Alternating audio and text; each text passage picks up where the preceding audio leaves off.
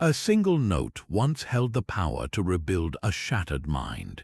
This is the forgotten truth of ancient musical scales, where every melody was a locked chest of hidden knowledge. For our ancestors, music was not merely entertainment. It was the original language used to speak to the gods, map the stars, and write the laws of reality into sound itself. By the end of this journey, you will understand how 30 different civilizations encoded their deepest secrets into the very fabric of their songs. We will uncover how a Babylonian ziggurat might have been a giant tuning fork, and why a philosopher king banned certain scales for being too dangerous. What is the one piece of lost wisdom you hope we might recover from the silence of the past? This tiny mathematical flaw is the first secret, a crack in the cosmic mirror. To understand it, we must go back to a man named Pythagoras. You likely know him for his triangle theorem, but his true obsession was sound. He believed the universe itself was built from harmonious numbers, a perfect celestial symphony he called the music of the spheres. He discovered that the most pleasing musical intervals, like the perfect fifth, could be expressed as simple, beautiful ratios of whole numbers. A string divided in a ratio of 2 to 3 produced a perfect fifth. It was elegant, divine proof of a mathematically ordered cosmos. So he built a tuning system based on stacking these perfect fifths, one after another, expecting them to circle back to a perfect octave. But they did not. There was a minuscule gap, a sour, barely audible whisper of dissonance left over. This is the Pythagorean comma. It is the sound of a mathematical equation that will not perfectly close. For Pythagoras and his followers, this was not a minor tuning issue. It was a spiritual crisis. It meant that the perfect, pure harmony of the spheres could not be fully replicated here on Earth. Our physical reality, it seemed, was fundamentally out of tune with the divine blueprint. This comma haunted musicians for over 2,000 years. Every attempt to create a perfectly tuned instrument for all keys ran straight into this tiny, stubborn flaw.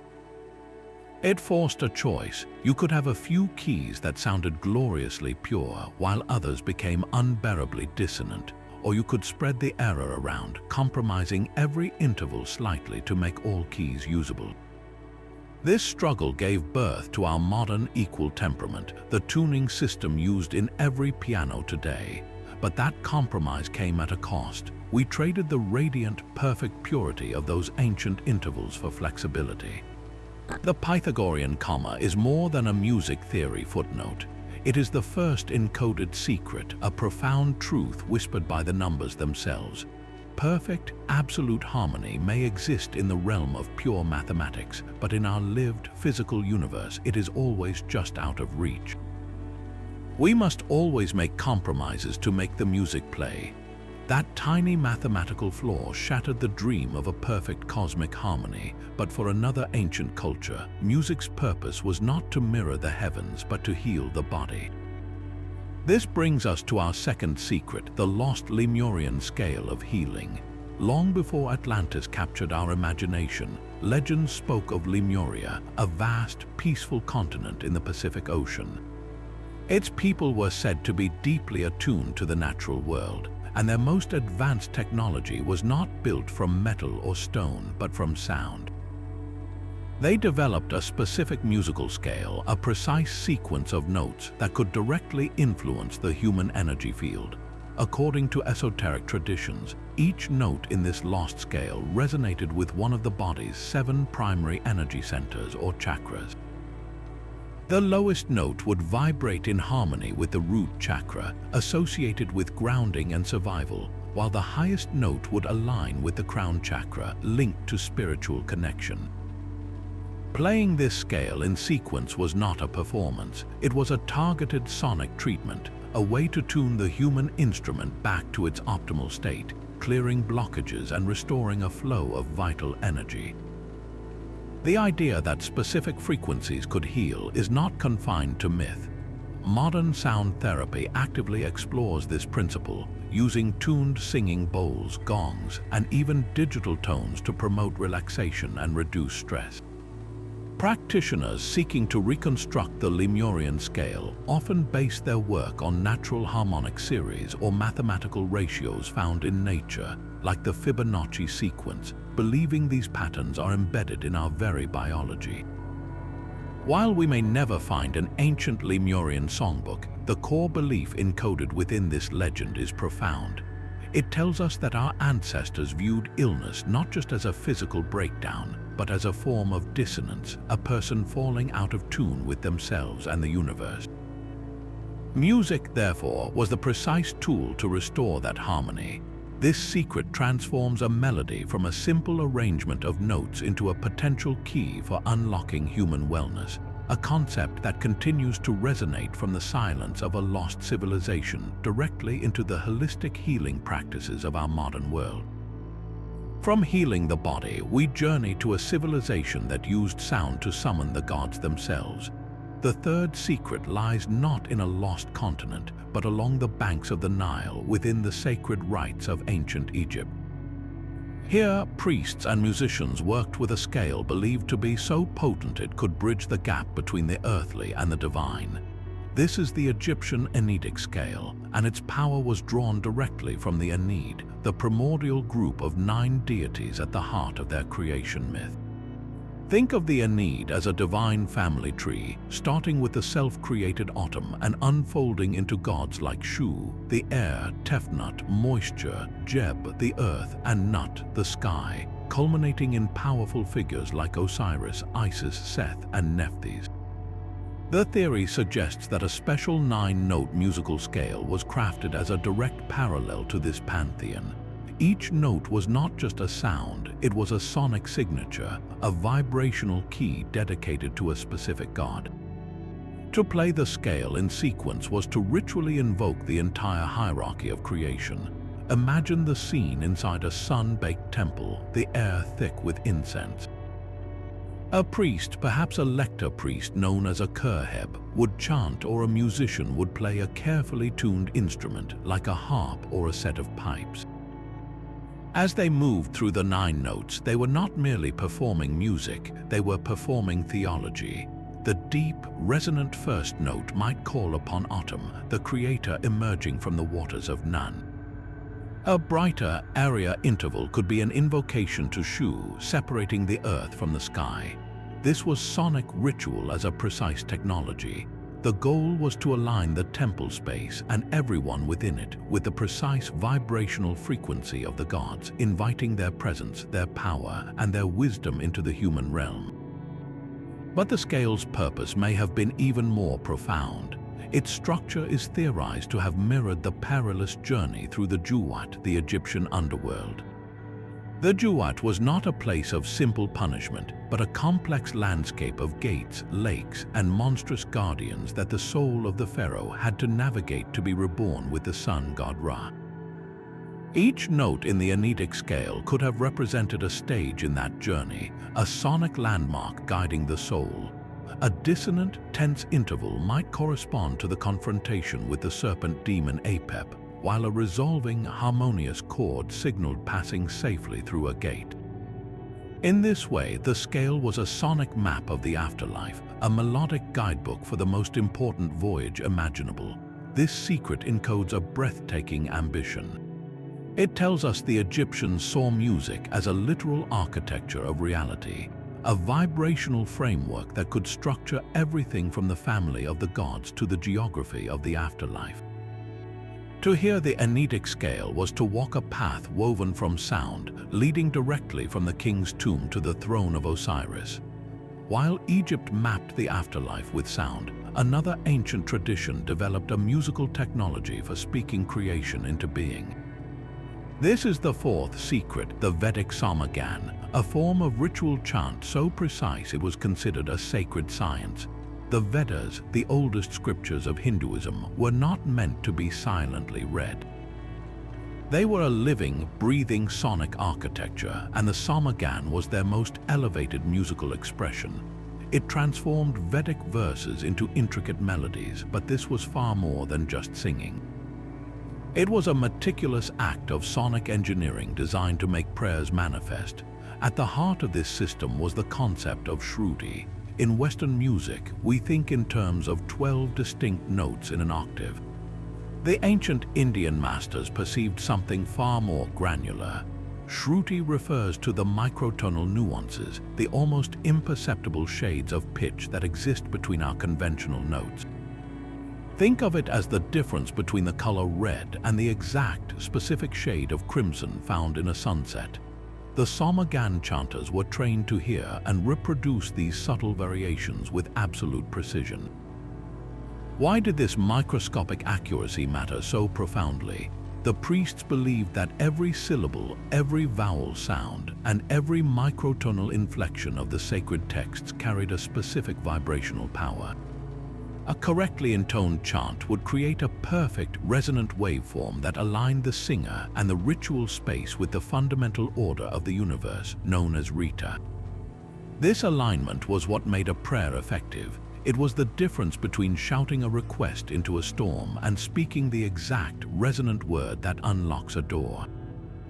A chant performed with perfect Shruti was not a request to the gods, it was a direct command to reality itself, a vibrational key turning in a cosmic lock. Get the intonation even slightly wrong, however, and the entire operation failed.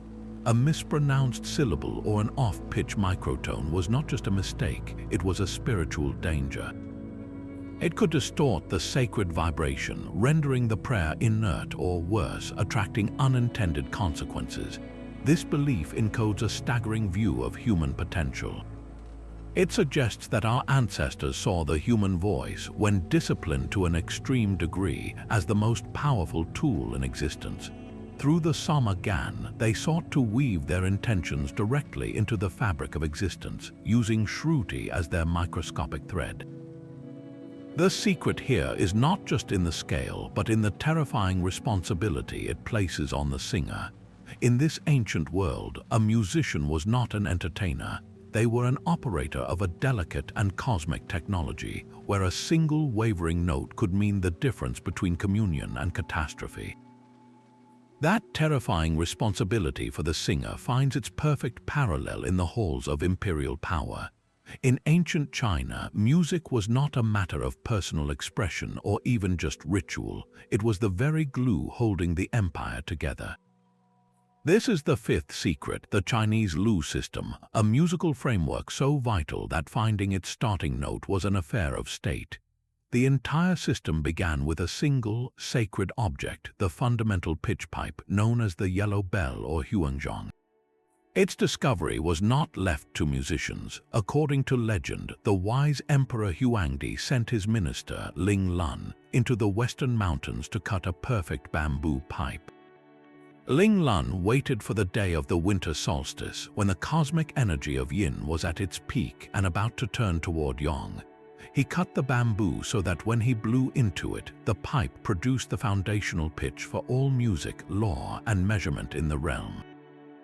This was no artistic choice, it was an act of cosmic alignment. The resulting note was believed to resonate in harmony with the primal energy of the universe.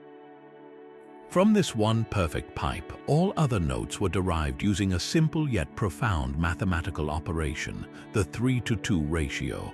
By alternately lengthening and shortening pipes in this proportion, Chinese masters generated the 12 lu or standard pitches. 6 were considered yang pitches and 6 were yin, mirroring the fundamental duality of all existence. But the lu system did not stay in the music hall. This same 3:2 ratio became the basis for standardizing weights and measures across the vast empire. The length of the fundamental pitch pipe defined the basic unit of measurement. Its capacity to hold millet defined the standard volume. The weight of the millet that filled it defined the standard unit of weight. Think about that for a moment. The note that came from a bamboo pipe on a solstice day became the literal measure of the world. A merchant weighing grain or a builder laying a foundation was unknowingly using a form of frozen music. This connection went even deeper. The 12 pitches were intimately linked to the 12 months of the lunar calendar and the 12 two-hour periods of the Chinese day. Each month had its governing pitch. To play music in the correct key for the season was to align human activity with the natural flow of the cosmos. For the emperor, this was his most critical duty. If the court musicians played in tune with the proper seasonal mode, it proved the emperor was in harmony with the mandate of heaven, and his rule would be just, prosperous, and stable. If the music fell out of tune, it was a dire omen. It signaled the emperor had lost that cosmic alignment, and disorder, famine, or rebellion would surely follow. The secret encoded here is one of total integration. In imperial China, there was no separation between music, mathematics, governance, and time itself. A single, sacred frequency tuned the entire civilization, from the emperor's decrees to the farmer's scale. The Lu system teaches us that for these ancient rulers, good governance was not just about wise laws, it was about maintaining a perfect, audible harmony with the universe. A dissonant note in the palace was a crack in the foundation of the world. The Chinese emperor sought cosmic harmony through a single note, but across the world in ancient Greece, philosophers were mapping the entire landscape of the human soul with sound. This brings us to Secrets 6 and 7, the Greek modes as emotional archetypes. For the Greeks, music was not just an art, it was a direct channel to the psyche, and they developed a sophisticated system called the doctrine of ethos. This was the belief that every musical mode, which we can think of as a specific pattern of intervals like a scale with a unique emotional color, possessed an inherent power to shape character and behavior. Each mode was an archetype, a sonic template for a state of being. The Dorian mode, structured around a firm, stable central tone, was not simply somber or serious. It was the sound of courage, discipline, and manly virtue.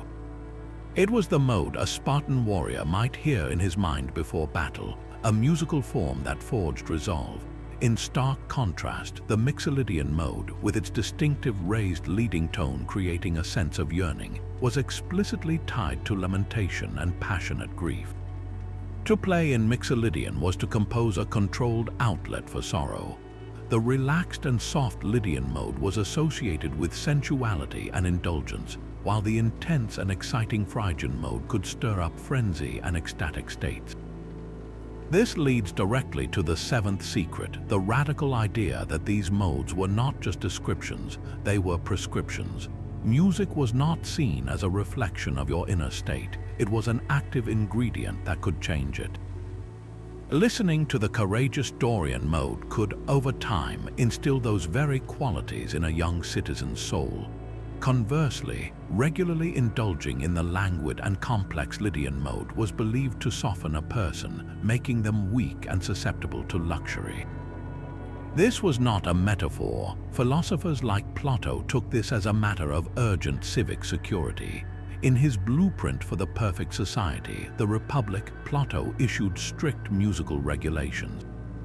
He advocated banning most musical modes, permitting only the Dorian and the Phrygian, which he felt promoted courage and temperance. He even warned against changing the fundamental rules of music, fearing that such innovation would inevitably lead to the corruption of the youth and the downfall of the state itself. The secret encoded here is a profound and somewhat unsettling view of art's power. The Greeks believed music was a form of moral architecture, a vibrational force that could literally build or erode the character of a listener. A melody was not entertainment, it was ethical engineering. In their world, the wrong song at the wrong time was not a matter of bad taste. It was a threat to the very fabric of a virtuous society, a danger so real it demanded the attention of its greatest philosopher kings. Plato's fear of corrupting melodies would have seemed strangely familiar to a scribe in the ancient city of Ugarit. There, around 3,400 years ago, someone pressed a stylus into wet clay and created the oldest musical notation we have ever found. These are the Hurrian hymns, and their secrets are not just in the sounds they represent, but in the numbers used to write them down. The most famous of these, tablet H.6, is a hymn to Nickel, the goddess of orchards. To our modern eyes, the notation looks cryptic, a series of Hurrian words with numbers written below them. Musicologists believe these numbers correspond to intervals on a 9-stringed lyre. But here lies the 8th secret, the numerology of the strings. In Mesopotamia, numbers were never just quantities, they were divine attributes. The number 7 was sacred to the celestial order, representing the 7 visible planets. The number 12 held power over time and fate for the 12 months and the 12 signs of the zodiac. The very fact that the notation uses a numerical system suggests that each interval, each step in the melody, was seen as more than a musical instruction. It was a cipher laden with symbolic weight. Playing a sequence of intervals based on the number 7 might have been an act of invoking planetary harmony, while a passage built around the number 12 could have been a sonic weaving of the lunar calendar. The melody becomes a mathematical prayer where the pattern of the numbers is as important as the resulting sound. This leads directly to the 9th secret, the hymn as a mathematical ritual. The Hurrian hymn to Nikkel was likely performed during a specific ceremony, perhaps to ensure a bountiful fruit harvest.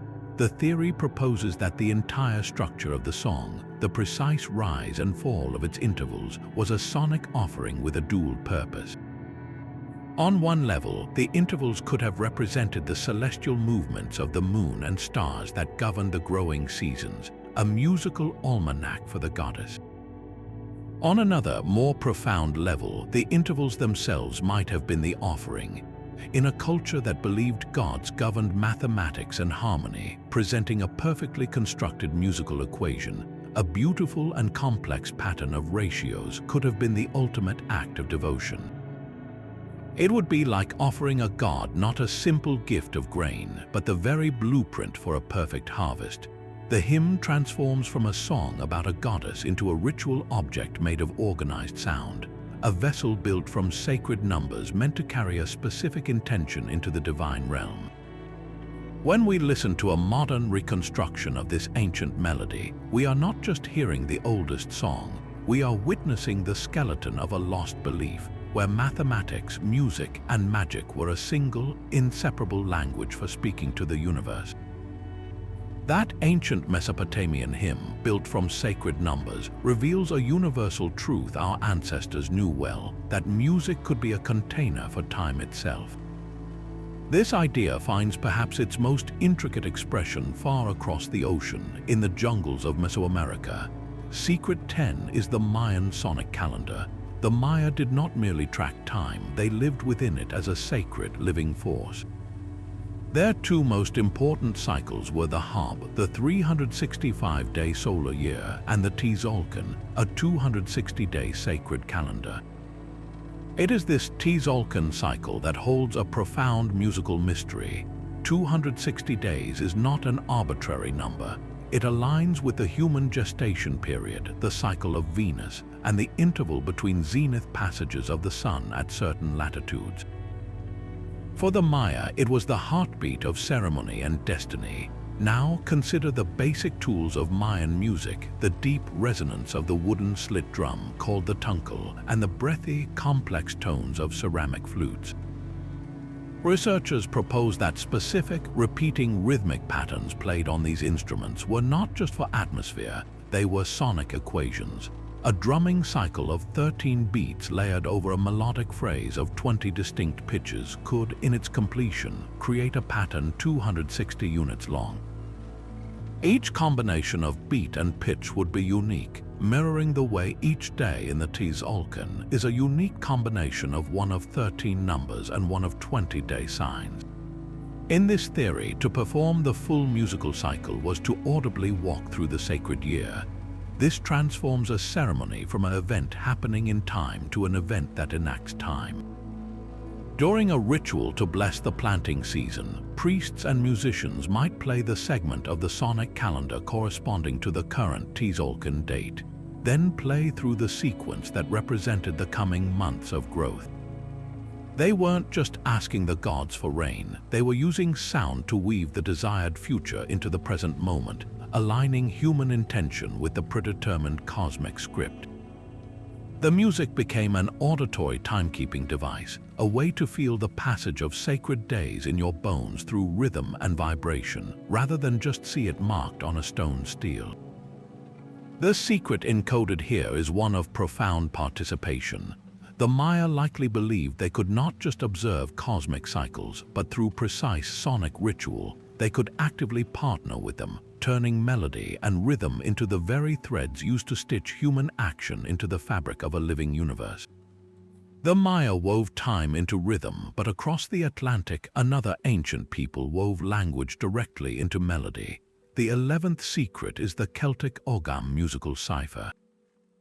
The Ogham alphabet, carved into standing stones across Ireland and Britain, is more than just an ancient script. Its characters, consisting of groups of 1 to 5 lines or notches scored along a central stem, look like a strange vertical tree.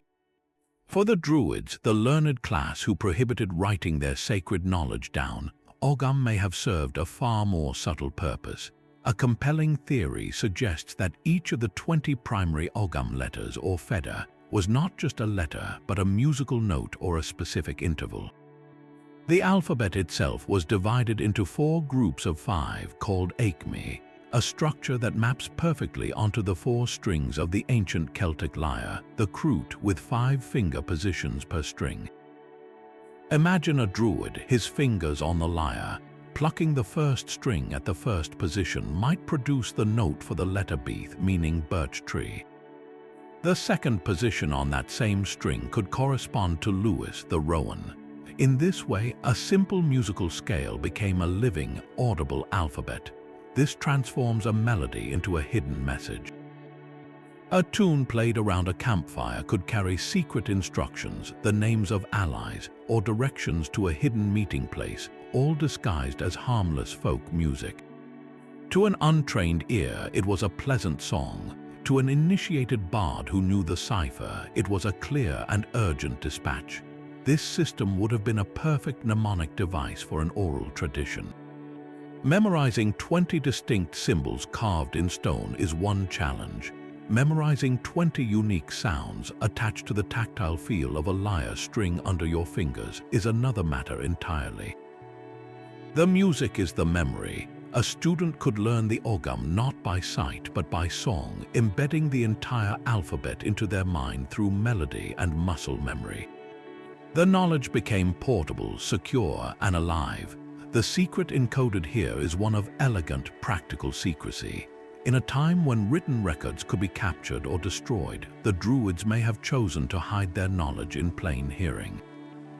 Their most vital messages did not sit silently on parchment. They flew on the air as music, carried by bards from village to village, safe from any eye that did not know how to listen. While the Celts hid words in melody, a different tradition sought to dissolve words entirely, using music as a ladder to the divine. Secret 12 is found in the Sufi Sama and its whirling scale. The Sama is often called a mystical concert, but it is far more than a performance. It is a carefully orchestrated spiritual technology where specific melodic modes, known as makam, are employed as precise tools to dismantle the ego and induce a trance state. Each makam is not just a scale, but an entire emotional and spiritual landscape. Makam Rast, for instance, evokes a sense of steadfastness and majesty, a stable ground from which to begin the journey. Makam Hijaz, with its distinctive, yearning intervals, creates a feeling of longing and distant travel.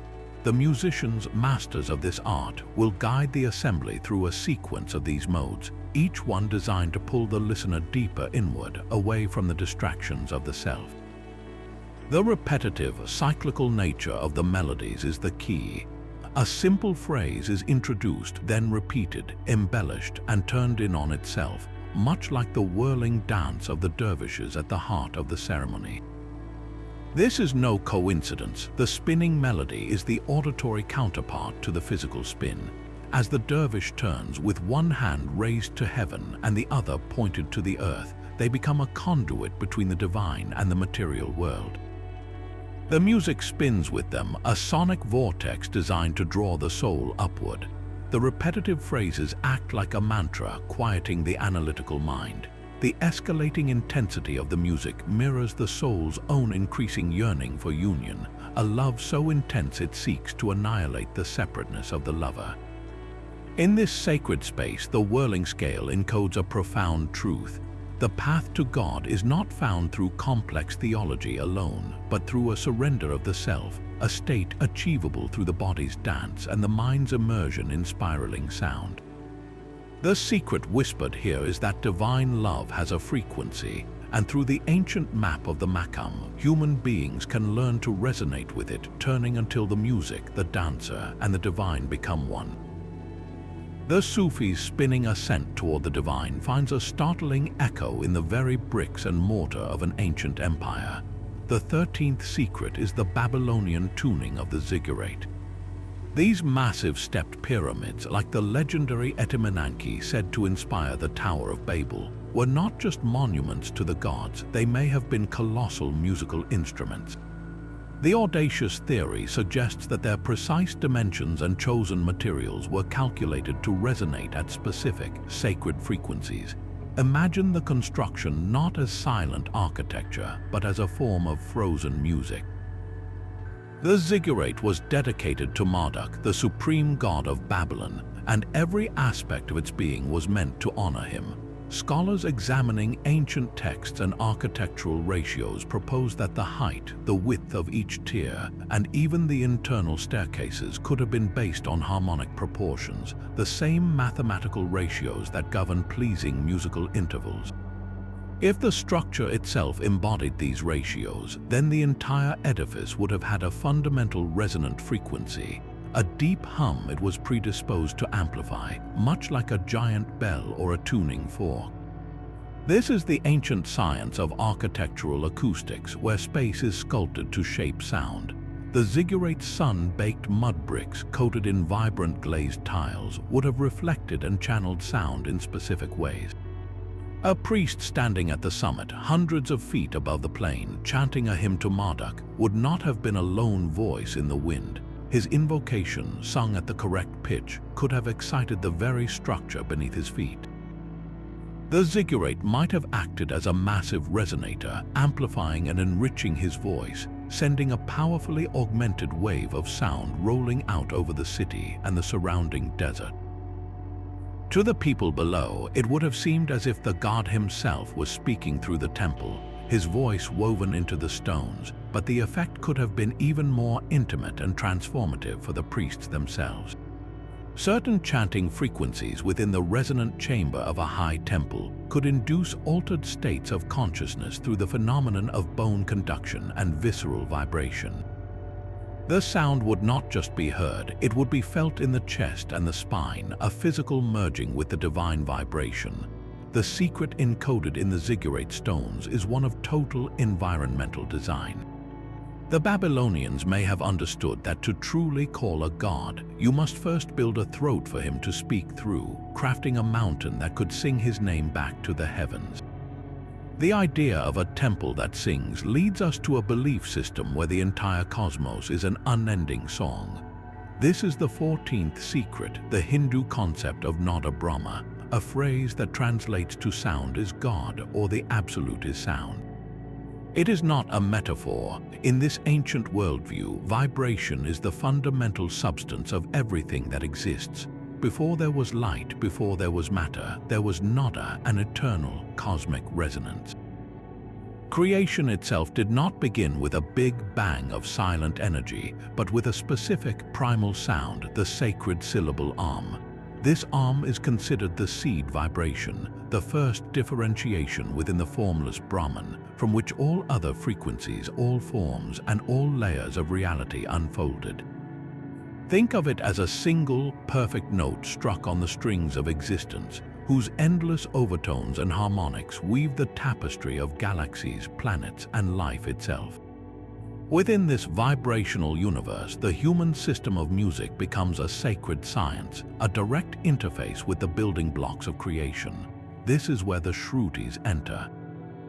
While Western music divides an octave into 12 notes, ancient Indian music theory perceived 22 distinct microtones, the Shrutis. These are not the notes themselves, but the subtle, nuanced intervals between them. Imagine the spectrum between one piano key and the next not as an empty gap, but as a staircase with 22 nearly invisible steps. Each shruti represents a unique frequency of manifestation, a specific shade of vibrational possibility. Mastering these shrutis through rigorous musical practice was therefore seen as far more than an artistic pursuit. It was a form of spiritual physics. A musician learning to hear and reproduce these microtonal variations was not just training their ear, they were calibrating their perception to the finer textures of reality. To sing or play with perfect shruti was to align one's own personal vibration with the cosmic order, to become a conscious participant in the universal symphony. In this context, a raga, the melodic framework for improvisation, is not merely a scale to compose a tune.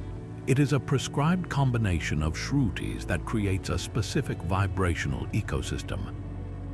Performing a raga at its designated time of day or season was believed to resonate in harmony with the prevailing energies of the natural world, aligning human consciousness with the cyclical flow of the cosmos. The secret of Nada Brahma encodes the ultimate goal of this sonic yoga.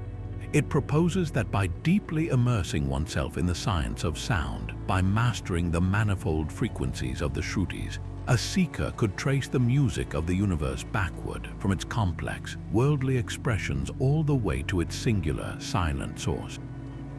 The path to understanding the fundamental nature of reality was not found through silence alone, but through the most attentive, disciplined listening imaginable, a journey inward on the currents of sacred sound. The silent, meditative listening of Nada Brahma finds its absolute inversion in the shriek of an ancient artifact. Secret 15 is the Aztec death whistle's dissonant code. Unearthed in the hands of a sacrificed skeleton at a temple to the wind god Encoded, this ceramic skull-shaped instrument does not produce a musical note. When blown, it unleashes a sound that is viscerally human, a perfect mimicry of a human scream in its final, agonizing moments. But the terror is not in the volume alone, it is in the specific, clashing frequencies the whistle generates. Modern acoustic analysis reveals its scream is built from a deliberate cluster of dissonant intervals, notes that clash and grind against each other according to the mathematical rules of harmony. This was not random noise, it was a carefully engineered scale of fear. The primary tone often mimics the cry of a person, but layered within it are harmonics that resemble the howl of a high wind or the roar of a jaguar. This was likely intentional sonic symbolism, a fusion of the human, the elemental, and the predatory. In battle, hundreds of these whistles blown simultaneously would have created a wall of psychological terror, a soundscape of pure dread meant to paralyze enemy forces before the first arrow flew. The very air would seem to scream with the voices of the dead, yet their use in sacrificial ceremonies points to a deeper, more spiritual function. The Aztecs believed that for the sun to rise each day, it required the sacred life force tonally, often obtained through ritual sacrifice. The death whistle may have been the sonic key for this transaction. Its scream, echoing the victim's final breath, could have been seen as a direct communication to the spirit world, a piercing signal that the tonally was being released. By using the dissonant scale of the wind god Encoded, they might have been calling upon him to carry that vital essence skyward to feed the sun. The secret here is one of sacred acoustical engineering. The Aztecs understood that certain sounds bypass rational thought and speak directly to the primal brain. They encoded this knowledge into clay, crafting an instrument that weaponized dissonance, turning a scream into a tool for both earthly warfare and cosmic duty. Plato's fear of music's power finds its ultimate test in two specific types of scale he sought to ban from his ideal city. Beyond the Dorian and Phrygian modes he approved, Greek music employed two other genera, the chromatic and the enharmonic. To our modern ears, these terms might suggest color or harmony, but in Plato's time, they represented dangerous frontiers of sound. The chromatic genus introduced notes closer together than the standard steps of a scale, creating a richer, more sensual and emotionally ambiguous palette. The enharmonic went even further, using microtones so small they seemed to bend the pitch itself, producing intervals that felt mysterious, unresolved, and profoundly unsettling. For Plato, this musical complexity was a direct threat to social order. In his blueprint for the Republic, he explicitly warns against these advanced scales for the guardian class, the soldiers and rulers of his city-state. His reasoning was clear and stark. He believed the subtle, wavering pitches of the chromatic and the dizzying microtones of the enharmonic would overstimulate the soul. Instead of fostering the sturdy, unwavering courage of the Dorian mode, these scales would cultivate emotional indulgence, irrationality, and weakness. A guardian listening to such music might become softened, prone to luxury and unpredictable passions, utterly unfit for the disciplined, self-sacrificing role required of them. The secret Plato encoded here is that musical innovation is political dynamite. He saw these advanced scales not as artistic progress, but as a virus that could unravel the carefully constructed character of his perfect citizen. To control the state, you must first control the scales people are allowed to hear. Yet there is a counter-secret, one that explains exactly why these forbidden scales were so dangerous to Plato's philosophical project. The very same chromatic and enharmonic genera he banned from the public square were the sacred tools of the Dionysian mysteries. In these secret, nocturnal rites dedicated to Dionysus, god of ecstasy and wine, participants sought to break free from the rigid confines of the self and the state. The music was not meant to build disciplined character, but to shatter it. The clashing intervals of the chromatic and the spiraling microtones of the enharmonic were deliberately used to disorient the rational mind. Combined with rhythmic drumming and dance, this complex sonic environment could induce trance states, collective ecstasy, and powerful visions. In the darkness, away from the ordered light of the polis, worshippers believed they could access hidden knowledge and a raw, transformative union with the divine that civic religion could not provide. This is what the state truly sought to control. Plato feared these scales because they offered a direct, experiential path to truth that bypassed the philosopher's logical arguments and the city's laws. They represented an alternative source of authority, one born from ecstatic feeling rather than sober reason. The forbidden secret of the chromatic and enharmonic is that they were sonic keys to liberation, tools for unlocking parts of the human psyche that a controlled society must keep firmly locked away. In the tension between Plato's ban and the mystic's right, we hear the ancient struggle between the order that builds civilizations and the chaos that reminds us of our wild, unfathomable soul. That struggle between order and ecstatic chaos required a tool for measurement, a device to make the invisible mathematics of harmony tangible. This is the 18th secret, the monochord as a universe simulator. Picture a simple wooden soundbox with a single gut string stretched tight across its length, a movable bridge underneath that can slide to divide the string at any point. This humble instrument, used from Pythagoras through the medieval era, was not for composing symphonies. It was a laboratory for the cosmos, a one-stringed model of reality itself. A scholar would pluck the full, open string, hearing its fundamental tone. Then, by sliding the bridge to precisely divide the string in half and plucking either section, they would hear a note exactly 1 octave higher. The ratio was a perfect 2-to-1. This was not just a musical trick, it was a physical law made audible. Moving the bridge to divide the string in a ratio of 3-to-2 produced the interval of a perfect fifth, a sound of profound stability and sweetness. A ratio of 4-to-3 yielded the perfect fourth. With nothing more than this single string, a divider, and a keen ear, an ancient philosopher could derive the entire harmonic series, the fundamental building blocks of all consonant music. But the true secret lies in what they believed these ratios represented. To them, these were not merely pleasant sounds, they were the sacred proportions that structured everything in existence. The same 2-to-1 ratio governing the octave was thought to rule the relationship between the celestial sphere of the fixed stars and the sublunar world of change here on Earth. The 3-to-2 ratio of the perfect fifth might be found in the orbits of planets or in the ideal proportions of a temple designed to resonate with divine harmony.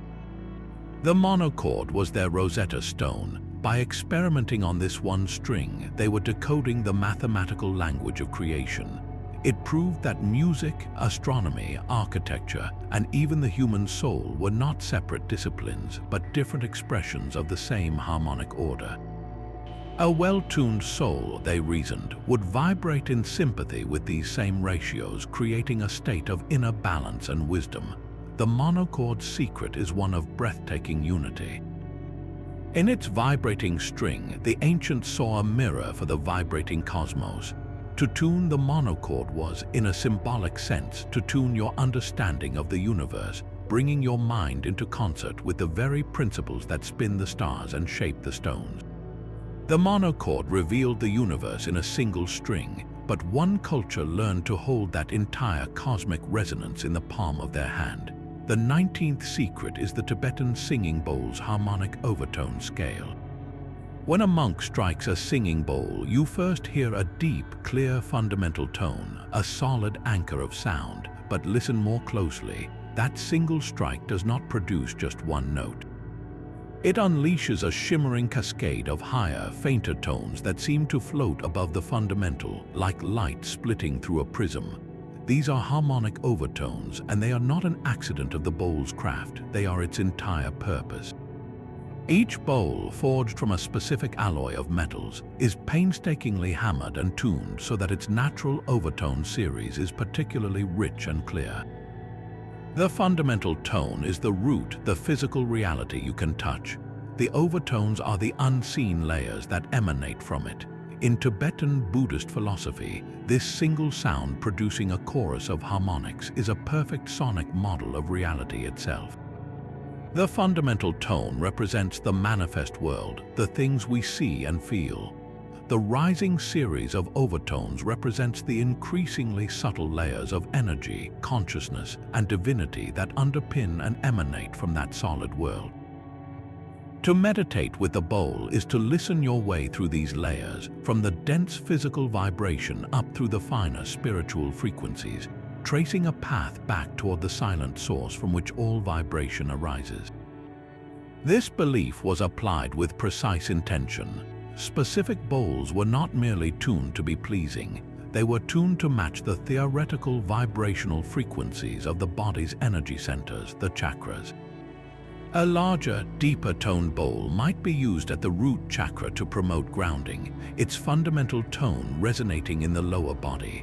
A smaller, higher-pitched bowl with a brighter overtone series could be used at the heart or throat chakra to clear emotional or communicative blockages. In a healing ritual, a practitioner would not just play the bowl randomly. They would move it around a person's body, using the complex interplay of the fundamental and its harmonic children to scan and interact with the individual's energy field, seeking to bring dissonant areas back into sympathetic resonance with the bowl's pure, structured sound. The secret encoded in the singing bowl's ring is one of encapsulated cosmology. It teaches that every single sound contains a map of the entire universe, from the densest matter to the most ethereal spirit.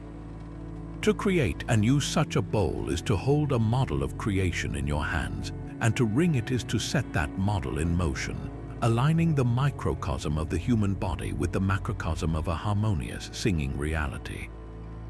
The singing bowl's single note contained a universe, but in the echoing stone halls of medieval monasteries, an entire choir could weave a different kind of sacred geometry from silence.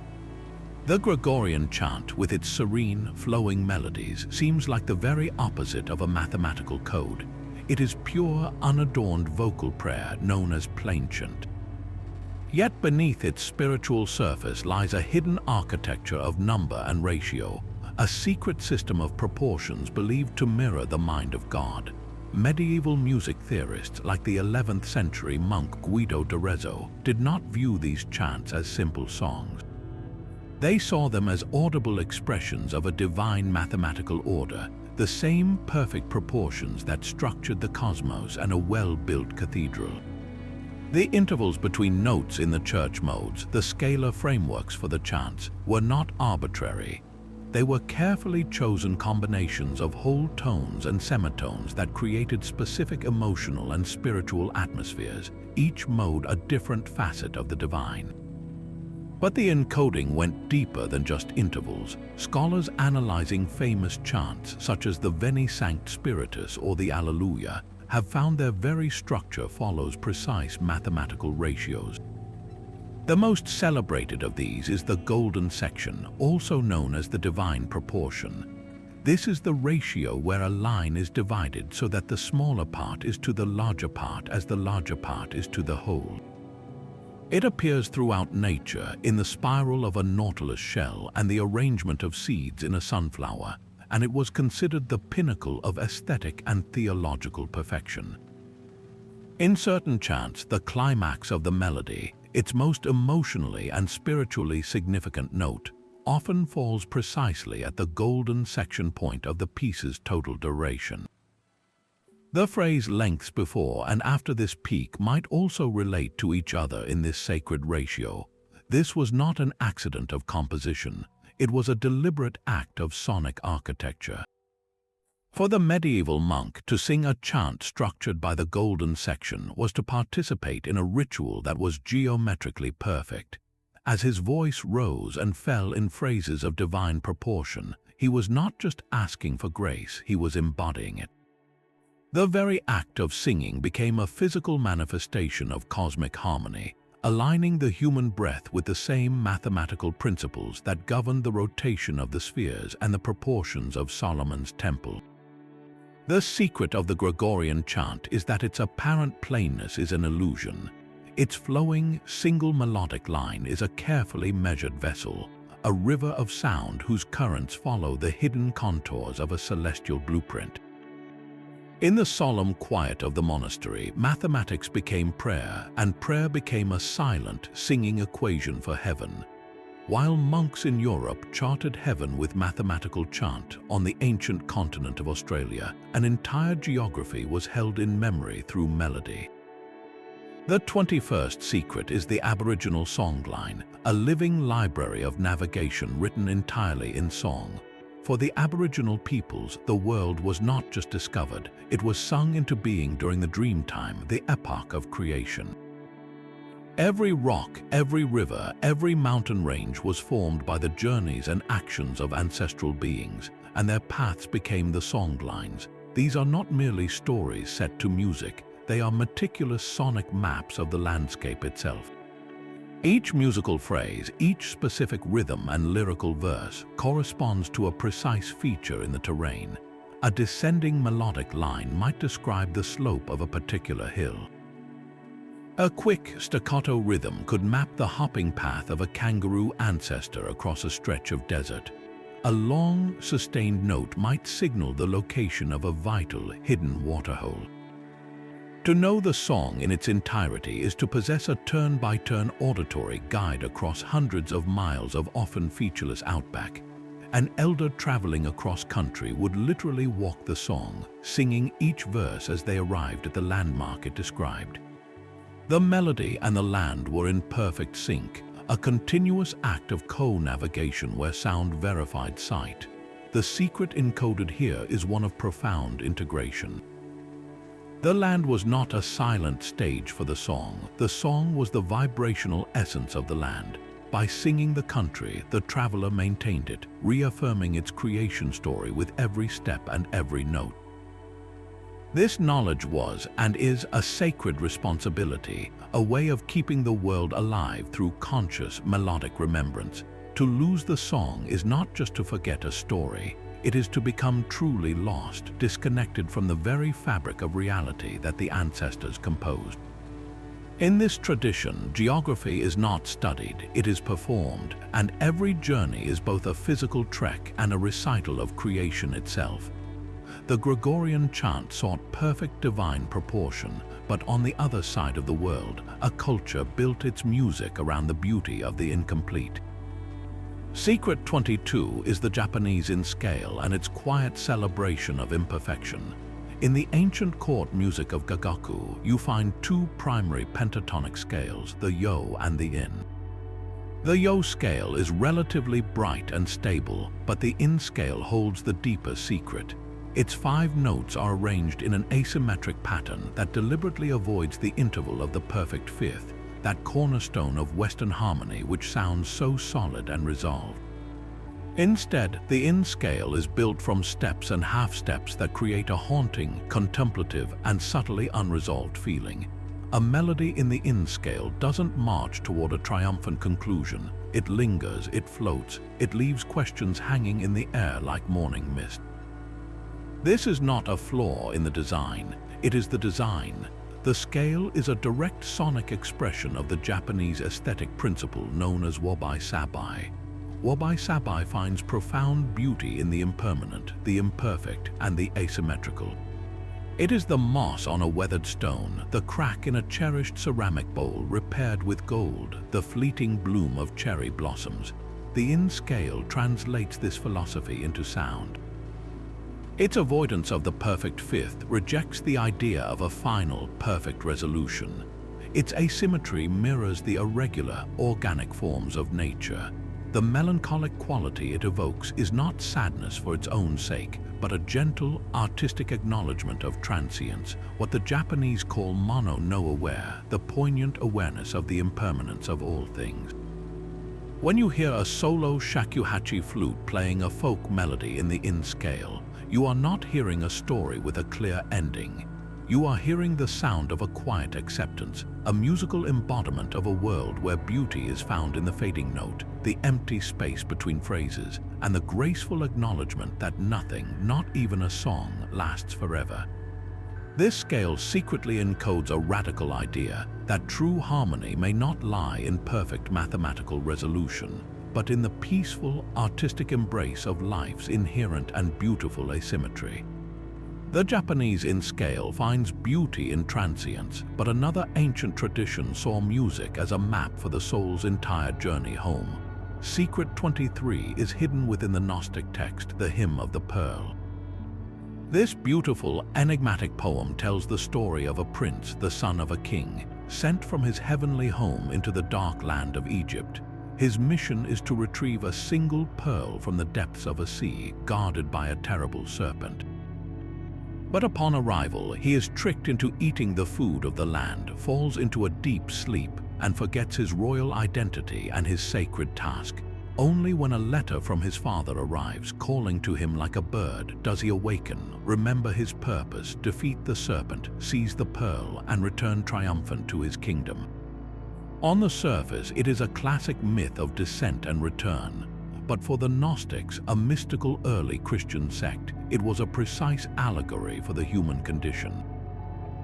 The soul is the prince descending from the divine light into the material world, the Egypt of the story.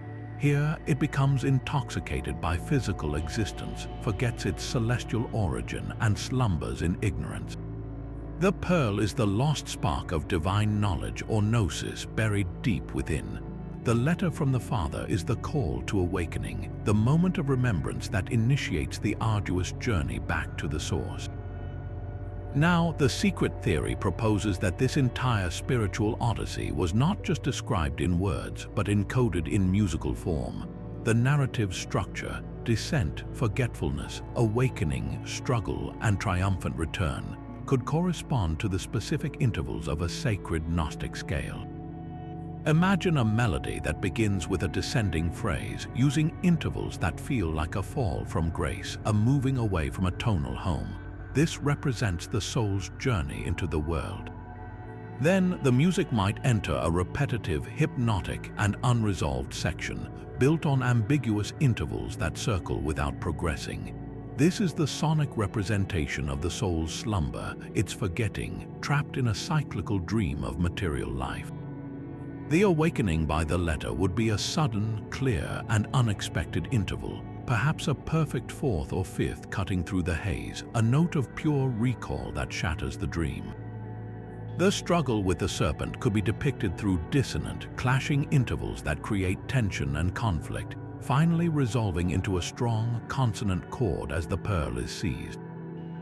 The final, ascending passage back to the tonic, the home note, would be a series of expansive, uplifting intervals, symbolizing the soul's joyful reintegration with the divine.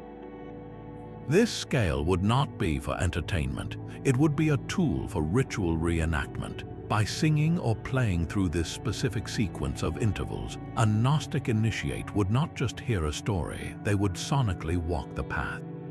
The music would guide them through the emotional and spiritual stages of their own awakening, using vibration to simulate the descent into forgetfulness and the arduous climb back to remembrance.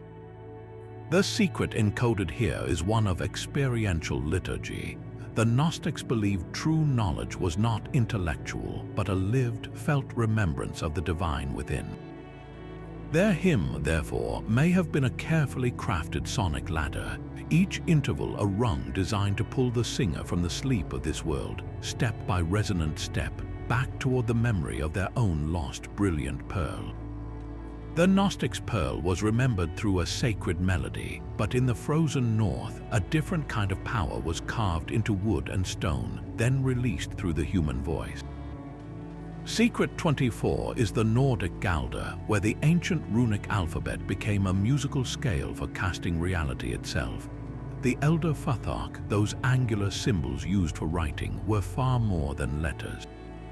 Each rune was a storehouse of primal cosmic force. Fehu represented cattle, wealth, and raw mobile energy. Uraz was the wild, untamed strength of the Aurochs. Ansuz was the breath of Odin, the essence of divine inspiration. The secret lies in the belief that each of these forces had not just a name and a shape, but a specific sound, a vibrational signature. When a rune carver etched the symbol for protection, alges, into an amulet, they were creating a physical anchor for its power. But when a Völva, a seeress, or a warrior chanted that rune's sound in a ritual called Galder, they were activating it, pulling its force directly into the world through the medium of their own breath. This was not casual singing. Galder was a focused, often intense form of incantation. The practitioner would enter a heightened state, sometimes rocking back and forth, and chant the names of the runes or their associated sounds in a specific sequence, a runic scale. The pitch, rhythm, and intensity were all part of the formula. A healing spell for a wounded warrior might involve a slow, deep, resonant chanting of the rune Uraz to fill him with vital animal strength. A curse meant to confuse an enemy might use a rapid, stuttering, dissonant repetition of Hagalaz, the rune of disruptive hail. The sequence of these rune sounds created a magical melody, a scale of intention. The secret encoded here is one of direct sonic manipulation. The Norsemen believed that by arranging these fundamental sounds of creation in the correct order and projecting them with will, a person could weave new events into the fabric of fate. The Galder scale was not designed to be beautiful to human ears, it was designed to be effective to the invisible ear of the cosmos. It treated sound as a tangible substance, a kind of audible clay that could be shaped to build a blessing or a weapon. In the flickering firelight of a longhouse, a chanted rune was not a metaphor for power, it was the power itself vibrating in the air on its way to do its work. The Nordic rune caster shaped fate with raw sound, but in the refined courts of Persia, musicians embarked on far more intricate inner voyages. The secret of the Persian Dastka system is that it transforms a musical performance into a guided tour of the soul's entire emotional and spiritual landscape. A Dastka is not merely a scale or a mode, it is a complete universe of feeling with its own laws, geography, and destiny. Think of it as a sonic city, and the musician is your expert guide. There are 12 principal Dastkas, each with a distinct personality and purpose. Shur, for instance, is often described as the mother of all Dastkas. Its mood is profoundly contemplative, tinged with a gentle, cosmic melancholy and a deep sense of wisdom. It is the sound of twilight reflection. Hamayaun, by contrast, carries a noble, dignified sadness intertwined with romantic yearning, a more introspective and poetic atmosphere. Within each of these vast musical cities are precise districts known as gushe. These are the specific, named melodic movements that make up the Dastga's journey. A master musician called an ostad does not simply play a song in shur.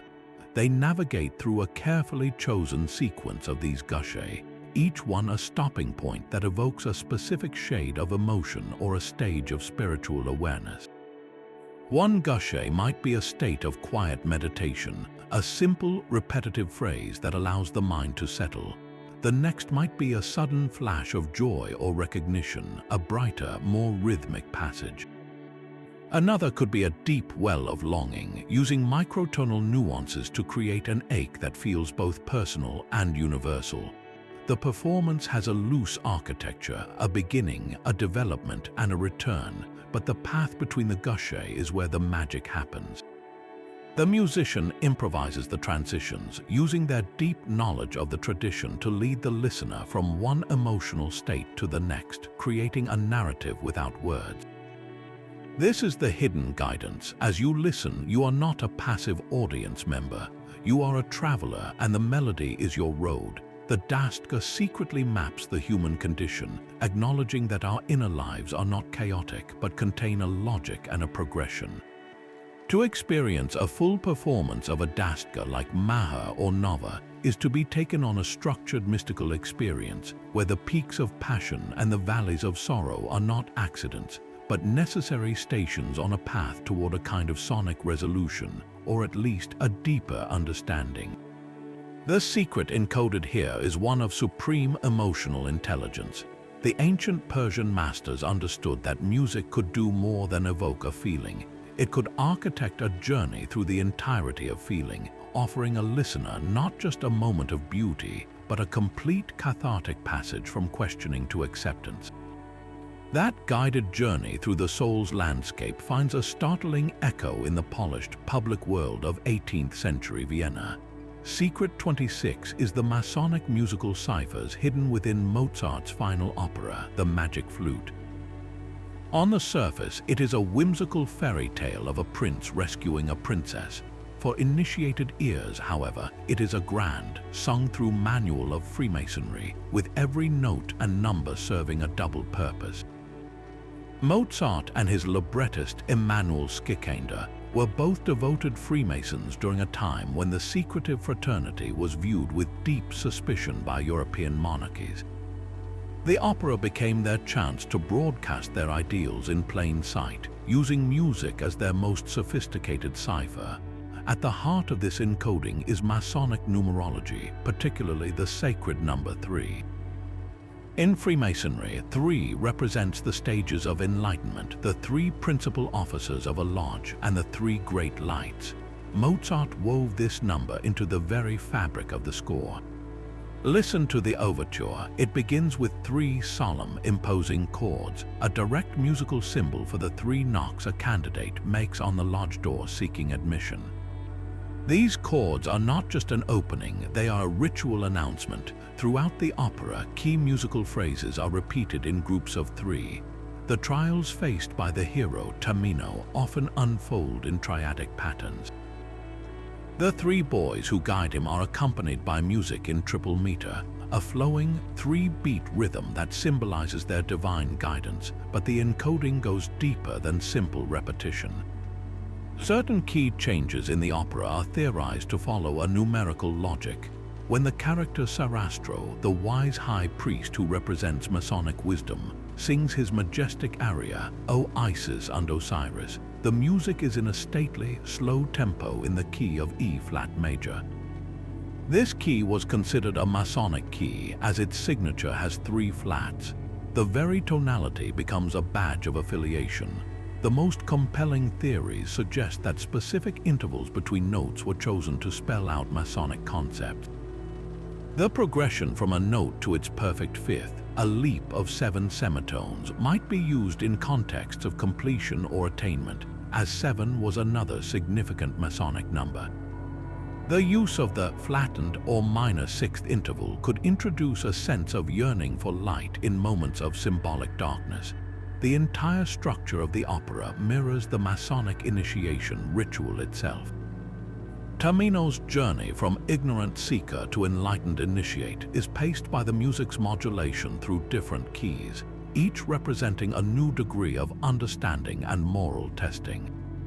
The Queen of the Night's famous, blisteringly high coloratura aria, with its dizzying leaps and dark fury, is not just a display of vocal virtuosity. Its dissonant harmonies and rapid, chaotic passages are the sonic embodiment of chaos, superstition, and the forces of obscurantism that the Masonic Lodge sought to overcome with reason and brotherly love. For the uninitiated audience, it is simply a thrilling piece of music. For a fellow Mason in the crowd, it was a clear, musical allegory of the enemy. The secret of the magic flute is that its beauty is a decoy. Mozart composed a locked musical chest where the combination was not a sequence of numbers, but a sequence of intervals, rhythms, and key signatures. To hear the opera with knowledge of the code is to understand that every melodious turn is a deliberate step in a secret ceremony, transforming a public opera house into a temporary lodge, where the highest teachings were conveyed not in whispered words, but in glorious, unforgettable song. Mozart's hidden codes were composed for human initiates, but what if a musical scale was delivered from the stars? The 27th secret takes us to the Bandiagara escarpment in Mali, home to the Dogon people, and a cosmological mystery that has fueled debate for decades. According to their own oral traditions, the Dogon possess detailed astronomical knowledge about the Sirius star system, knowledge they claim was given to them by visitors from the cosmos, the Namo. These beings were described as amphibious, arriving from the sky in a vessel accompanied by fire and thunder. The Dogon say the Namo taught them the secrets of creation, and that this wisdom is preserved not only in their myths and intricate sand drawings, but within the very rhythms and melodies of their ritual music. The core of the mystery is this: the Dogon have long known that Sirius, the brightest star in our sky, has a tiny, incredibly dense companion star, Sirius B. They knew it orbits Sirius in an elliptical path over a period they estimated at 50 years, and they understood it was made of a material heavier than anything on Earth. Modern astronomy confirmed all of this only in the 19th and 20th centuries. Sirius B is a white dwarf star, invisible to the naked eye, with an orbital period of 50.1 years.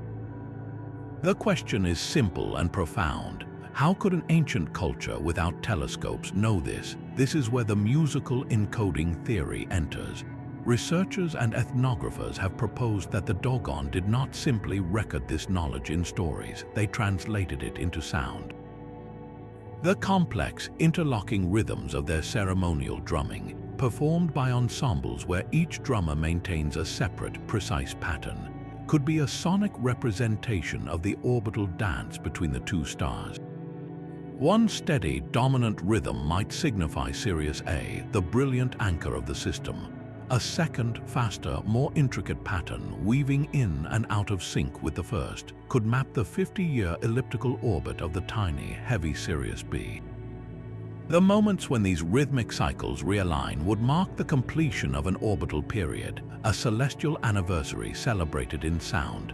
Similarly, specific intervals played on Dogon flutes, sequences of pitches that feel unresolved or cyclical to Western ears, might sonify the exact orbital ratios or the perceived vibrational relationship between the two celestial bodies. To sing or play this music, in this theory, is not merely to perform. It is to reenact the cosmic mechanics delivered by the Namo, to keep the astronomical truth alive in a form that can be felt in the body and passed down through generations without ever needing to be written down. The controversy, of course, is intense. Skeptics argue the Dogon could have learned of Sirius B from modern visitors prior to ethnographic studies in the 1930s. or that the interpretations are a case of seeing patterns after the fact. Yet the Dogon themselves maintain the origin is ancient and extraterrestrial. The secret encoded here, whether literal or symbolic, challenges our understanding of history. It suggests that if advanced astronomical data was indeed preserved, music provided the perfect, durable vessel. A living, breathable archive where complex celestial mathematics could be stored not on fragile parchment, but in the collective muscle memory of a people, waiting for the rest of the world to catch up and hear the message in the drums. The Dogon drums mapped celestial orbits, but in the shadowy laboratories of medieval Europe, alchemists pursued a different kind of transformation, one they believed could be heard as clearly as it could be seen. Secret 28 is the alchemical opus as a musical process. The alchemist's ultimate goal, the great work, was never merely about turning physical lead into physical gold. It was a spiritual metaphor for refining the base matter of the human soul into its highest, most enlightened state. This arduous, multi-stage journey, they whispered, followed the same sacred sequence as composing a perfect piece of music. The legendary alchemist Nicholas Flamel and others wrote of stages like dissolution, purification, and coagulation. Listen to these not as chemical steps but as musical movements. Dissolution, the nigredo or blackening, where raw materials are broken down into a chaotic, uniform mass, finds its sonic equivalent in dissonance. This is the moment in a composition where familiar harmonies are deliberately shattered, where clashing chords create tension, uncertainty, and a sense of primal chaos.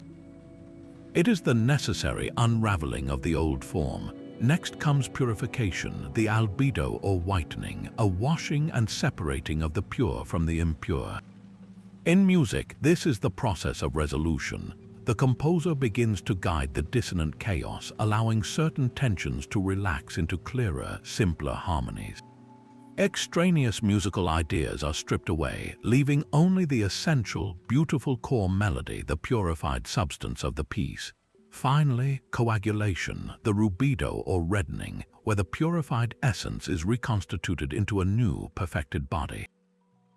This is harmonic completion. All the developed themes return, but now they are combined in a final, glorious chord. The piece achieves a state of unity where every note, even those that once clashed, finds its necessary place in a complex, radiant, and stable whole. The secret encoded here is profound. For the alchemist, achieving the philosopher's stone was not about possessing a magical red powder. It was about attaining an internal state of perfect balance, a harmony of all opposing elements within the self. Composing a flawless musical work, one that moved expertly through dissonance, purification, and triumphant resolution, was therefore seen as proof of the same spiritual mastery. The composer, like the alchemist, had to take the base lead of a simple musical idea and, through the fire of creativity and the waters of technique, transmute it into the spiritual gold of a timeless symphony. In this hidden tradition, the concert hall and the laboratory were twin chambers for the same sacred work, both seeking to turn the chaos of existence into a single, enduring, and harmonious chord. The alchemist's symphony of transformation sought to perfect the soul, but in the candlelit domes of Constantinople, a different musical system was designed to sanctify time itself. This is the 29th secret, the Byzantine octechos, a sonic wheel that turned the entire year into a continuous prayer. The octechos, meaning the 8 tones or modes, was far more than a musical scale for hymns. It was a meticulously engineered spiritual calendar, where each of the 8 modes governed a specific week in an 8-week cycle that repeated throughout the year. But the encoding went deeper into the very hours of the day and the turning of the seasons. Each mode was not randomly assigned. It possessed a unique emotional and spiritual character, and this character was matched to its place in time. The first mode, for example, was considered solemn and majestic, suitable for Sunday worship, the day of resurrection. The fourth mode was often described as mournful and plaintive, fitting for penitential periods. The secret lies in the layering. Beyond the weekly cycle, each mode was also linked to one of the 8 daily prayer services observed in monasteries, from the midnight vigils to the evening compline. This meant that at any given hour of any given day, a specific musical mode was prescribed, coloring the prayers with its appropriate spiritual atmosphere. A hymn sung at dawn during a week assigned the 6th mode, which is often bright and hopeful, would resonate differently than the same hymn sung at a Summer Vespers service in the penitential 8th mode. This system created a 3-dimensional sonic lattice.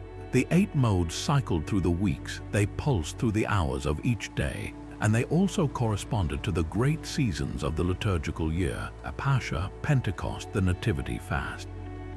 The music became a living, audible map of sacred time. For the faithful, this was not an abstract concept, it was a felt reality. As the year turned from the joy of Easter to the introspection of Lent, the very sound of the worship changed around them. The melodies themselves taught the theological meaning of the season. The community's collective breath, shaped by the octechos, aligned their inner life with the cosmic rhythm of the Church. The secret encoded here is one of total immersion. The Byzantine masters understood that to shape a spiritual community, you must first shape its experience of time. By weaving the 8 tones through the days, weeks, and seasons, they ensured that worship was never a disconnected event, but a constant, harmonious participation in a divine cycle. To sing according to the octechos was to place your voice inside a giant, celestial clock, where every note helped turn the gears of a sanctified year. The Byzantine octechos tuned the year to a cycle of 8 sacred tones, but in our modern digital age, a different set of frequencies promises to tune reality itself. This brings us to the 30th and final secret, the controversial and compelling story of the universal solfeggio frequencies. According to popular belief, these are 6 specific sound waves measured in hertz that form a lost scale of miraculous power. 528 Hz is famously called the love frequency and is claimed to repair damaged DNA. 417 Hz is said to undo traumatic situations and facilitate change. 741 Hz allegedly cleanses cells from toxins, while 639 Hz can heal fractured relationships. The list goes on, painting a picture where every human problem has a precise sonic antidote. Proponents trace these numbers back to antiquity, suggesting they were embedded in the sacred Gregorian chants we just explored, or even earlier, encoded within the ancient Hebrew ritual of singing the syllables ut, re, mi, fa, sol, and la. The story goes that this original solfeggio, or system of vocal syllables, was lost when the medieval system of tuning changed, burying the healing frequencies for centuries until they were rediscovered by modern researchers examining the numerology of the Bible or the mathematical structure of ancient hymns. It is a powerful narrative, one that marries the allure of lost wisdom with the promise of quantifiable scientific healing. The idea that a simple tone could mend our bodies, attract love, or cleanse our spirit is understandably magnetic in a complex and often stressful world. It offers a sense of control and a direct line to transformation, all through the medium of sound we can easily stream or play on a smartphone. Yet, when we separate the modern myth from the historical record, a more nuanced picture emerges. Musicologists and historians point out that the Gregorian chants were not composed with Hertz measurements in mind, as that unit of frequency is a modern invention tied to the second, a unit of time not standardized in the medieval world. The original solfeggio syllables were a teaching tool for sight singing, not a carrier of specific magical frequencies. The mathematical leaps that connect biblical numerology to these exact Hertz values are creative, but they are not supported by historical texts or artifacts. The controversy, therefore, lies in the gap between a beautiful, resonant idea and its verifiable origins. Does this mean the solfeggio frequencies are without value? Not necessarily. It highlights a fascinating phenomenon of our time, the desire to reclaim and re-enchant ancient wisdom with the language of modern science. The power of belief and the placebo effect are profound forces, and if listening to a 528 Hz tone brings someone a sense of peace or focus, that subjective experience is real and meaningful. The secret encoded in the solfeggio story may not be one of factual history, but of a deep, enduring human longing. It reflects our instinctive belief that the universe is fundamentally harmonious and that somewhere there exists a perfect set of notes that can bring our fractured modern lives back into tune. In seeking these frequencies, we are not just looking for a healing tone, we are searching for a lost key to a world where sound and spirit were once, and perhaps could be again, indivisible. The physics of sound itself offers the first clue to this mystery. A sound wave is simply a vibration moving through a medium like air or water, and its frequency, measured in hertz, is just the number of complete vibrations per second. A higher frequency means a higher pitch. From a purely physical standpoint, a sound wave is a mechanical pressure wave. When it enters the human body, it is just that, a vibration. While loud sounds at certain frequencies can physically damage tissue, and gentle vibrations can promote relaxation, there is no known biological mechanism that would allow a 528 Hz tone to selectively repair DNA, or a 417 Hz wave to uniquely dissolve trauma. The body does not have tiny, tuned receptors for specific frequencies that trigger magical healing cascades.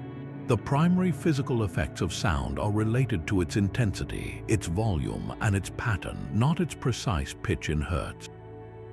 A soothing melody at 440 Hz can be just as relaxing as one at 528, if the composition, tempo, and context are the same. Historians of music add another layer of clarity. The claim that these exact frequencies were used in Gregorian chant collapses under scrutiny. The hertz is a modern unit defined as 1 cycle per second, a concept inseparable from our standardized second. Medieval musicians had no way to measure or conceptualize frequency in this way. Their tuning was relative, based on the range of the human voice or the construction of an instrument, not an absolute standard.